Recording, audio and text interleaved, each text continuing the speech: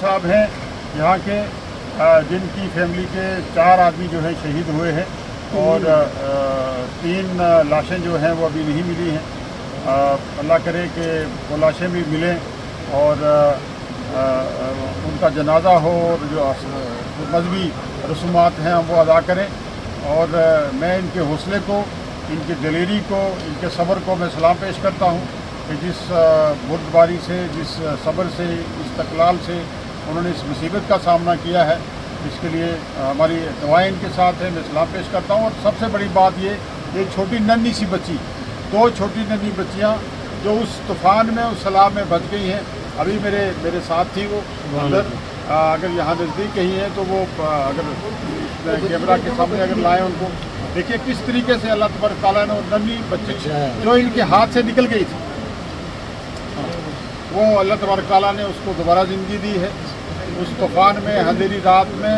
اور جب ایک طوفان آ رہا تھا اس میں اللہ تعالیٰ نے دونوں بچیوں کی زندگی جو ہے بخشی ہے۔ ایک بچی جو اپنے والد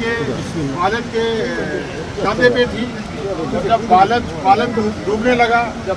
دریانے میں آ گیا تو والد نے اس کو اندر کی طرف سیف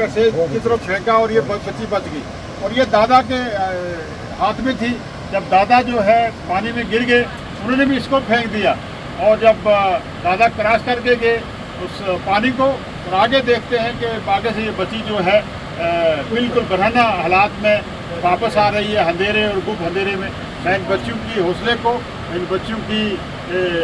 دلیری کو بھی سلام پیش کرتا ہوں، اور میں جو ان کے دادا محترم ہیں ان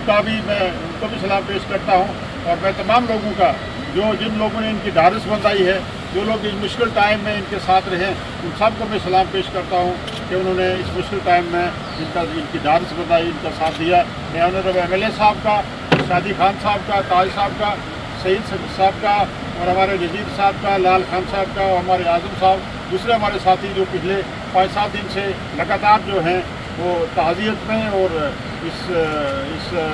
جو تیمارداری میں اور لوگوں کا جو ہے لوگوں کی خبر لے رہے ہیں، میں آپ سب کا شکریہ کروں گا، بہت مہربانی۔ ذرا سانگلہ میں آج آیا ہوں، میرے ساتھ honourable M L A Singh, دوسرے ہمارے تنظیم کے ساتھی بھی ہیں۔ یہاں پچھلے دنوں ایک بڑا حادثہ ہوا ہے جس میں ہمارے 4 آدمی جو ہیں وہ لقمۂ اجل بنے،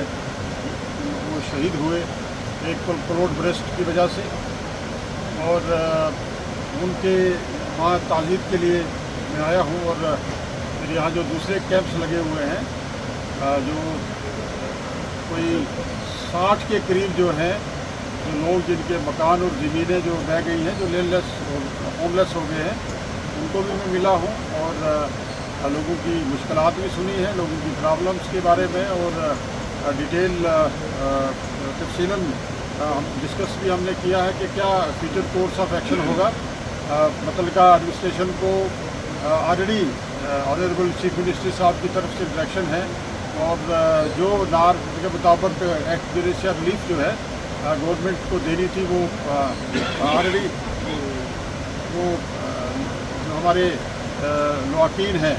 جن کے ہمارے عزیز جو ہیں لقمۂ اجل بنے، ان کو پرووائڈ کر دی گئی ہے۔ اور باقی ان کی سیٹلمنٹ کے لیے، ان کی ری ہیبلیٹیشن کے لیے، اور ان کی مزید ان کی پرابلمس، مشکلات کو حل کرنے کے لیے ایک جامعہ جو ہے، ایک پلان جو ہے وہ بنے گا، اور انشاءاللہ میں نے یہ بھی گزارش کی ہے کہ میں یہاں دوبارہ آؤں گا انشاءاللہ، اور اس سارے سسٹم کو بڑے قریب سے مانیٹرنگ کر رہے ہیں۔ خطہ پیر پنجال میں بڑا نقصان ہوا ہے، راجوری میں بھی، اور یہاں